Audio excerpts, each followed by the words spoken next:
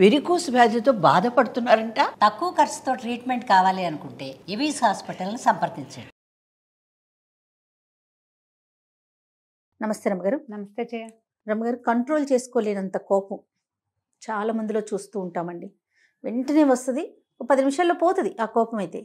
కానీ దాన్ని కంట్రోల్ చేసుకోలేకపోతారు. దానివల్ల వాళ్ళ ఫ్యామిలీ మెంబర్స్, భార్య కానీ, భర్త కానీ, తల్లిదండ్రులు కానీ, పిల్లలు కానీ, స్నేహితులు, ఆఫీసులో ఉంటే కొలీగ్స్, నేబర్స్ ఎంత ఇబ్బంది పడిపోతారు. వీళ్ళు కంట్రోల్ చేసుకోలేకపోతారు.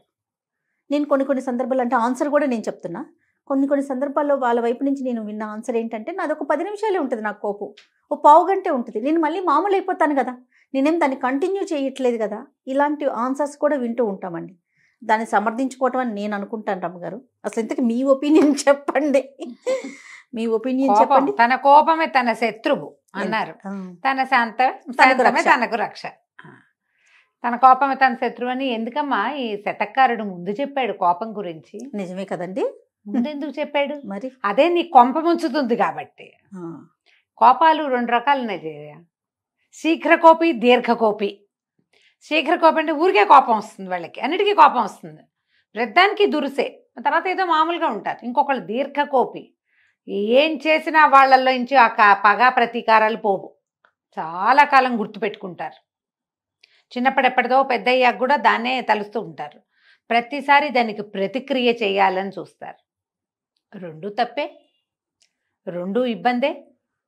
ప్రపంచానికే కాదు వాళ్ళకే పెద్ద ఇబ్బంది చేయ. ఈ శీఘ్రకోప దీర్ఘకోపాలతోటి ముందు బేసిక్గా ఒక్కటే వాక్యం చెప్పాలి. ఏ కట్టెకి నిప్పుంటే ఆ కట్టే కాలుతుంది, అంతే కదా. నీకు కోపం అయితే నువ్వు మిగిలిన ప్రపంచాన్ని పెట్టే ఇబ్బంది కంటే నువ్వు పడే ఇబ్బంది అతి ఎక్కువ, చాలా పెద్దది. దాంతోపాటు నీ జీవితం, నువ్వు అంటే నీ ఒట్టి బాడీ నువ్వు ఒకడవే కాదు, నీ జీవితం అంటే జీవితంలో ఎంతమంది ఉంటారమ్మా? అమ్మ, నాన్న, తాత, బామ్మ, అమ్మమ్మ ఉన్నారా? మేనమావులు, బాబాయిలు, పింతల్లులు, పెద్దమ్మలు, ఇదొక సమూహమా? అక్కడి నుంచి పెళ్ళామా, మగవాడైతే పిల్లలు, జల్లలు, అత్తవారు, బావమరిదని, తోడల్లుళ్ళని, మరదళ్ళని, వదిన గారులని, ఇదో గుంపు సమూహం.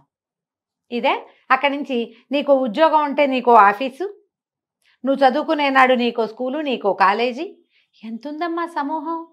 మాకెవరు లేరండి అని ఎవరో ఒకళ్ళు చెప్తుంటారు. ఎందుకుండరు? నువ్వు ఉంచుకోలేదు అంతే. నీ 1వ క్లాసు LKG నుంచి మొదలుపెట్టి మనం ఎప్పుడు సంఘజీవులుగానే ఉండమా జయ? 100% రమ్మగారు. వాళ్ళలో నువ్వు ఓన్ చేసుకుని వాళ్ళతో నువ్వు కలిసిపోలేదంటే అదేమిటో నీది పొరపాటు, కానీ నీకు మనుషులు లేకపోవటం ఏనాడు లేదు. ఒంటరితనం ఇలా గింజుకుని చచ్చిపోతూ ఉంటారు, చెప్తూ ఉంటారు నాకు. ఒంటరి ఏమిటి, మనం ఎప్పుడు గుంపుగానే ఉంటాం. వాళ్లతో నీది పంచుకోలేని అసమర్థత నీదవుతుంది, కానీ సమూహాన్ని ఏముంటుంది? ఎప్పుడు సమూహం ఉంది మనతో పాటు. మన స్కూళ్ళు, మన కాలేజీలు, మన ఉద్యోగాలు, మన వ్యాపారాలు, అసలు మన జీవితాలు. ఓ పెళ్ళి, ఓ పేరెంట్ అనగానే ఓ గుంపు, ఇద్దరం చేసుకుంటాము పెళ్ళి.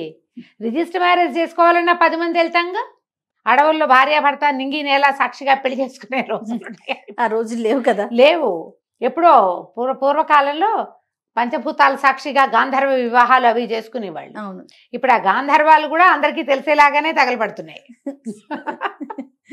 సమూహం లేకపోవటం లేదు. ఈ మొత్తం సమూహాన్ని నువ్వు మొదలంటా పాడు చేసుకుంటావు నీ కోపంతో. ఎప్పుడు యాంగర్ మేనేజ్మెంట్ ఉండాల్సిందే జయ. పైగా ఇప్పుడు ఇంకో ప్రాబ్లం ఏమొచ్చింది తెలుసా? ప్రతిసారి ఇది చెప్పుకోవాల్సి వస్తుంది. ఈ కోపిస్ట్ వాళ్ళు సోషల్ మీడియాలో ఎంటర్ అవుతారు. ఇక ఎవరేం చెప్పినా వీళ్ళకి నచ్చదు. ఏదైనా ఒక సందర్భంలో ఒక విషయం గురించి చెప్తే అది మా గురించే చెప్పారనుకుని రాసేస్తారు, తిట్టేస్తారు, నోటికొచ్చిన మాటలన్నీ అంటారు, బూతులాడేస్తారు. ఆ లోపలున్న మండిపోతుంటుంది కదా, ఆ మంటని ఎవరో ఒకళ్ళ మీద కక్కేస్తారు. అది వచ్చిందిగా ఇప్పుడు. అవును అవును. ఎందుకు ఈ మాటలు చెప్తున్నామో అర్థం కాదు. వాళ్ళు ఇప్పుడు ఏదో ఇది చేయకూడదు అని చెప్పామనుకో, వాళ్ళు అదే చేస్తున్నారు. మీ పెత్తనం ఏంటి, బోర్డు పెత్తనం, మీరెవరు, నువ్వెవరు, అసలు నువ్వులోకి వెళ్ళిపోతారు. పెద్ద లేదు, చిన్న లేదు లేదండి. ఇంతకుముందు వీళ్ళు మనకు ఉపయోగపడ్డారు, వీళ్ళు చెప్పిన మంచి మాటతో మనం ముందుకెళ్ళాం. వీళ్ళు చాలా మంచి విషయాలు చెప్తారు, ప్రజలంతా వీళ్ళ మాట వింటున్నారు. అవేం పట్టవు. నన్ను అన్నావు కాబట్టి నేను తోసేయాలి, నేను అనేయాలి. అనక్కర్లేదు, నచ్చిన పాయింట్ వినిపిస్తే అనుకోవచ్చు అలా కూడా. ఈ కోపిష్టితనాలకి లెట్ అవుట్గా సోషల్ మీడియా యూజ్ అవుతాం. ఎక్కడ ఉద్రేకం తగ్గకపోతే ఇక్కడ చూపిస్తారు. ఈ తగ్గని ఉద్రేకం మనకి ఎందుకు వస్తుంది అనే ఒక ప్రశ్న కావాలి ప్రతి వాళ్ళకి. ఏమిటి, నా మాట కాదంటే కోపమా, నేను చెప్పింది చేయకపోతే కోపమా, నన్ను లెక్క చేయకపోతే కోపమా, నన్ను గౌరవించకపోతే కోపమా, అసలు ఏ పాయింట్తో నేను ట్రిగర్ అవుతున్నాను, ఏ పాయింట్తో నాకు ఇంత భడాసు లోపల నుంచి అంత మంట బయటకు వస్తుంది, అసలు నేను కరెక్టేనా అనేది బేరీజ్ వేసుకోవాలి. మీకు యాంగర్ మేనేజ్మెంట్ లేకపోతే మగవాళ్ళతోటి భార్యలు స్నేహంగా ప్రేమగా ఉండరు. ఒక వ్యక్తికి 20కో 25కో 30కో పెళ్ళైతే అక్కడి నుంచి మొదలుపెట్టి చచ్చేదాకా ఇంచుమించుగా ఈ కాలంలో కాస్త అటు ఇటు అయినప్పటికీ ఉండే ఎవరమ్మా సహచరులు? భార్య కానీ ప్రధానంగా జీవిత భాగస్వామి మీతో ట్రావెల్ చేస్తారు. ఒక్కళ్ళు 10 మంది ఉండం కదా, మొగుళ్ళు పెళ్ళాలు ఉండరు, ఒక్కళ్ళు ఉంటారు. పెళ్లి చేసుకునేది ఒకటి. నువ్వు రెండో పెళ్లి చేసుకున్నా రెండోది ఒకటే ఉంటుంది. మొదటిది వెళ్ళిపోయాకే కదా రెండో దానికి వెళ్తావు. ఒక్క మనిషిని సంతోష పెట్టలేని వెధవ బతుకెందుకు? బా శభాష్ గారు చెప్పు. చాలా బాగా చెప్పారు.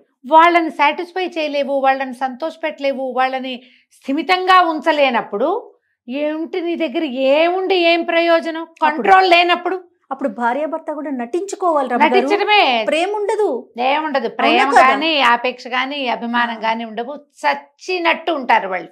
పాపం పారిపోయే దారి లేక. ఈ కాలము ఆ కాలం కాదమ్మా.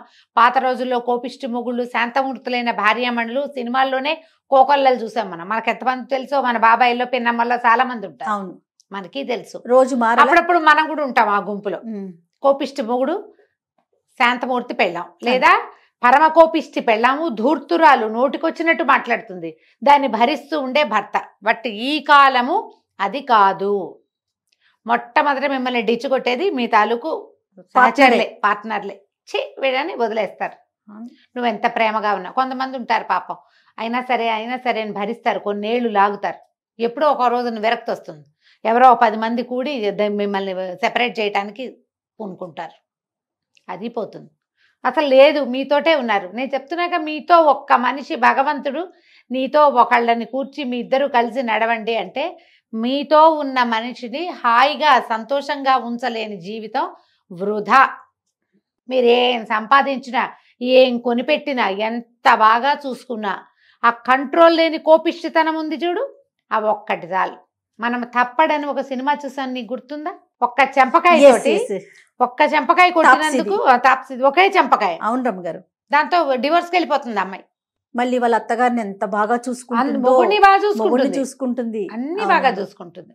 ఆ అదుపు లేని తనం ఉందే, అదే మిమ్మల్ని ఇబ్బంది పెడుతుంది, ఆడగాని మొగకు గాని. నువ్వు మళ్ళీ వెంటనే నార్మల్ అవుతావు, కానీ ఉపయోగం ఏముంది? ఇప్పుడు కొంతమంది అవుతారు నార్మల్, కొంతమంది అవరు. 5-6 రోజులు ఆ ఇంట్లో కోపం, బుస్సు కస్సు బుస్సు కస్సు బుస్సు అంటారు, విసిరేస్తారు, తిడతారు.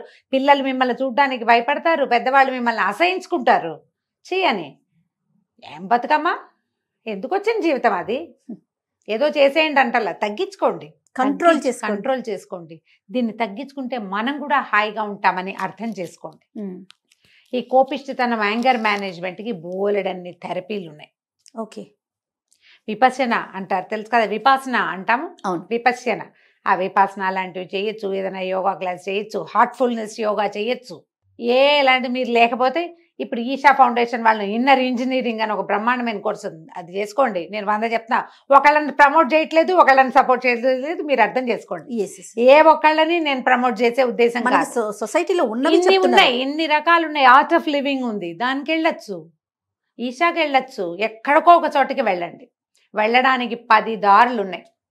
మా దగ్గర కూడా రావచ్చు. మనసు ఉండాలి కదా రమ్మగారు. ఫస్ట్ నేను తగ్గించుకోవాలనే ఆలోచన. దీని వల్ల నేను ఇబ్బంది పడుతున్నాను, ఈ కోపిష్టితనం వల్ల. ఈ కోపిష్టితనం వల్ల వీళ్ళెవరు, నా సమాజం నాతోటి ఉండట్లేదు, నేను నా పిల్లల్ని కోల్పోతున్నాను, నా వైఫ్తో హస్బెండ్తో ప్రేమ ఆపేక్ష నాకు లభించట్లేదు, నా సమాజం అంతా నా నుంచి దూరంగా వెళ్ళిపోతుంది, నేనేం చేయాలి అనగానే ముందు మనల్ని ప్రశ్నించుకోవాలి, మనని ఎవరి దగ్గరైనా రివీల్ చేసుకోవాలి. మనల్ని మనం గుర్తించుకోవాలి. యాంగర్ మేనేజ్మెంట్ చాలా అవసరమా. కొట్టేస్తారమ్మా, కోపిష్టితనంతో చేతులు ఎత్తుతారు. ఎంత కోపం తెప్పిస్తే కొడతాడు అని తల్లులు సమర్థన, ఎంత కోపం తెప్పిస్తే మాత్రం కొడతావు నువ్వు? ఎవడివి నువ్వు? పుట్టించిన వాళ్ళు కూడా కొట్టకూడదు. మరి సొంత పేరెంట్స్ కూడా ఒక వయసు వచ్చాక పిల్లల్ని కొట్టడానికి వీల్లేదు. పెళ్లి చేసుకున్నంత మాత్రాన ఆడకు కానీ మొగకు కానీ రెండో వాళ్ళ మీద సర్వాధికారాలు రావు. చెయ్యి ఎత్తడానికి వీల్లేదు. ఎప్పుడు మీరు చెయ్యి ఎత్తారో వెంటనే మిమ్మల్ని ఇమీడియట్గా పోలీస్ స్టేషన్లో పెట్టచ్చు. వితౌట్ ఏమీ లేదు, నువ్వు కొట్టావు చాలు, అసలు అది చేయకూడదు. పైగా ఈ పెళ్ళ మీద చెయ్యి ఎత్తుతావు, నువ్వు ఎవరి మీద మాత్రమే ఎత్తవు? అంతేగా, ఎవరి మీద ఎత్తావు? ఇంకో ఇప్పుడున్నారా మా మొగుళ్ళని కొట్టే అక్కయ్యలు కూడా వచ్చినాయి ఇప్పుడు. పాత రోజుల్లో రేర్గా ఒక్క సూరికి అంత ఉండేది. మంగారు తల్లి ఆవిడ అనకూడదు మనం, ఈ పేరు చెప్పుకుంటున్నాం అంతే. ఆవిడ చక్కటిది, ఆ క్యారెక్టర్ల వల్ల ఆవిడ అలా అయిపోయింది పాపం మహాతల్లి. లేకపోతే అసలు ఆవిడ పేరే ఎత్తకూడదు. ఒకే ఒక్క గయ్యాళ్ళు ఉండేది ఊరికి. అది కూడా మనం నోటి మాట వినేవాళ్ళం అమ్మగారు. భర్తను కొట్టిన సందర్భాలు మూవీలు ఉన్నాయా? లేవు లేవు. అదే కదా, ఏమో మరి ఉన్నాయేమో, మనం చూడలేదు.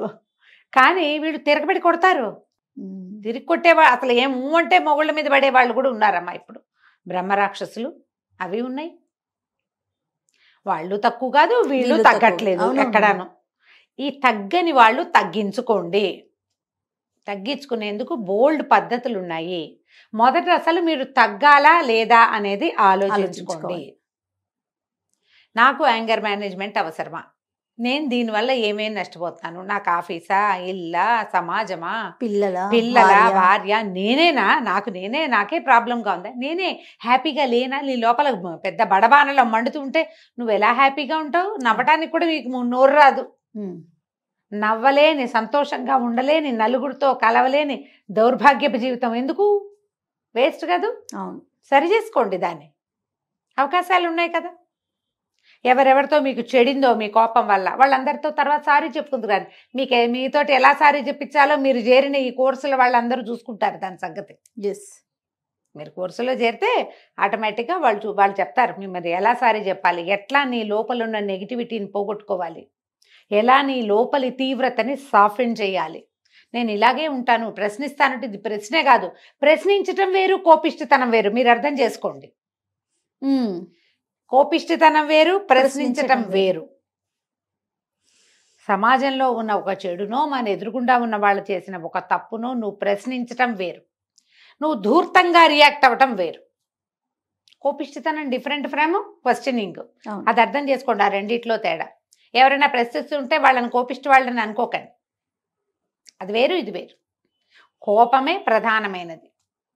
ఏది మీకు శత్రువుగా ఉందో దాన్ని తీసేయండి. ఎందుకంటే అరిషడ్ వర్గాలలో కామం తర్వాత క్రోధమే రెండోది. మీరు అనుకున్నది అవ్వకపోతే మీకు కోపం వస్తుంది అంతే. రైట్, దాన్ని పోగొట్టుకోండి, ట్రై చేయండి. నమస్తే. నమస్తే జయ.